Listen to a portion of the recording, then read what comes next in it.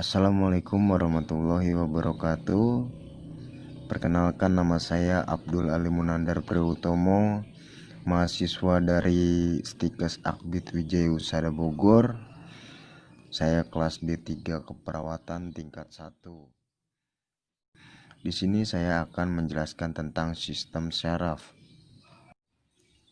Sistem syaraf merupakan salah satu bagian dari sistem regulasi atau sistem koordinasi di dalam tubuh makhluk hidup.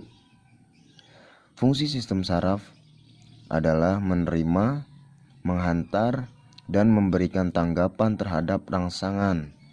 Nama lain dari rangsangan adalah impuls. Kita mulai mempelajari unit terkecil dari sistem syaraf, yaitu sel-sel syaraf. Sistem syaraf itu tersusun dari dua jenis sel. Jenis sel yang pertama yaitu neuron, dan jenis sel yang kedua itu mungkin jarang kita dengar, yaitu neuroglia. Walaupun neuroglia jarang terdengar, sebenarnya neuroglia ini jumlahnya lebih banyak dibandingkan neuron. Jadi apa sih yang membedakan antara neuron dan neuroglia? Kita mulai dengan neuron. Neuron yaitu sel dari sistem saraf kita yang berfungsi untuk mengirim sinyal-sinyal. Sinyal yang dimaksud itu bagaimana?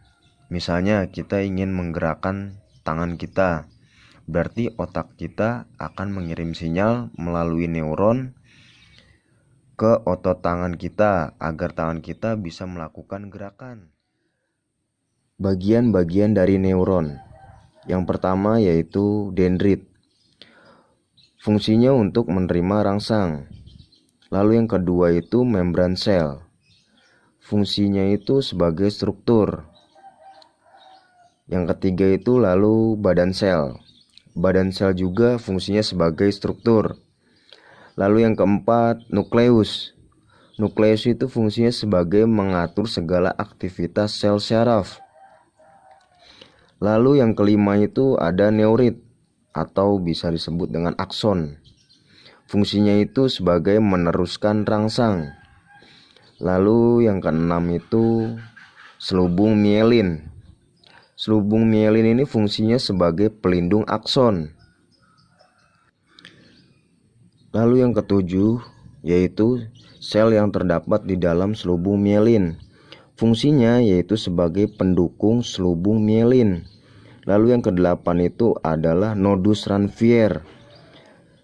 Nodus Ranvier ini bagian akson yang tidak dilindungi oleh selubung mielin. Fungsinya itu mempercepat jalannya rangsang. Lalu yang kesembilan itu terminal akson. Terminal akson ini adalah bagian ujung dari neuron.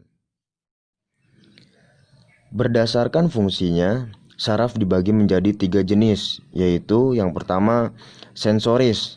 Fungsi dari sel saraf sensoris yaitu sebagai penghubung mulai dari reseptor menuju sistem saraf pusat. Lalu yang kedua itu ada yang namanya motoris. Fungsi dari sel saraf motoris yaitu melanjutkan dari sistem saraf pusat menuju efektor. Lalu yang ketiga itu ada asosiasi. Untuk asosiasi ini dibagi menjadi 2, yaitu konektor dan ajustor.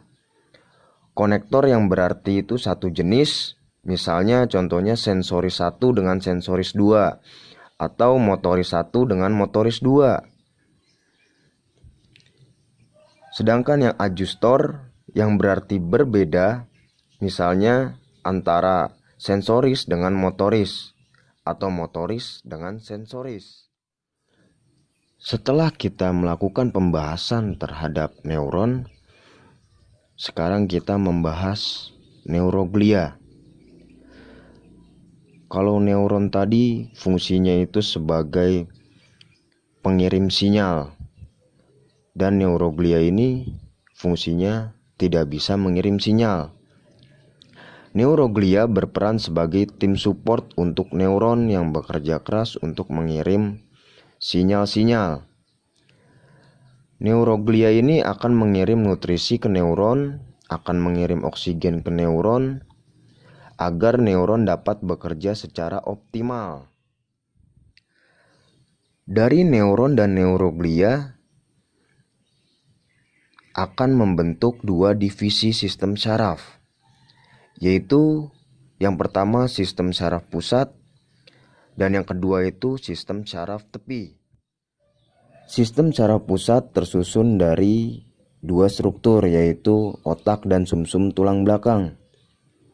Dari otak ini tersusun dari 100 miliar neuron, dan otak terletak di dalam tengkorak kita.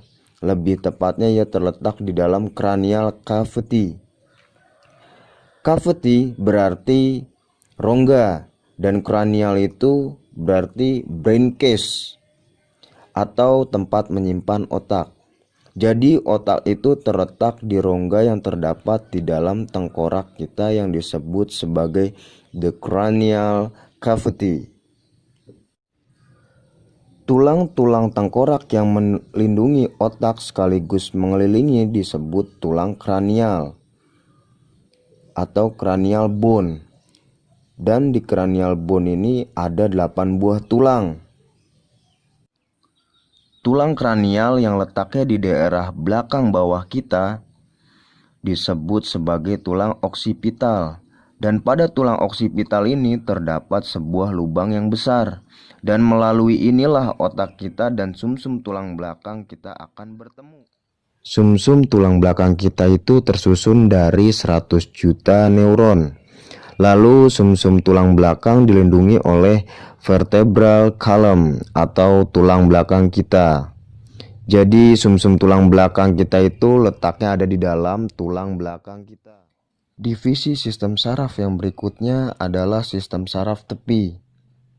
Dan sesuai dengan namanya, sistem saraf tepi berarti jaringan saraf yang berada di dalam tubuh kita yang posisinya menyebar ke tepi-tepi atau ke ujung-ujung dari tubuh kita.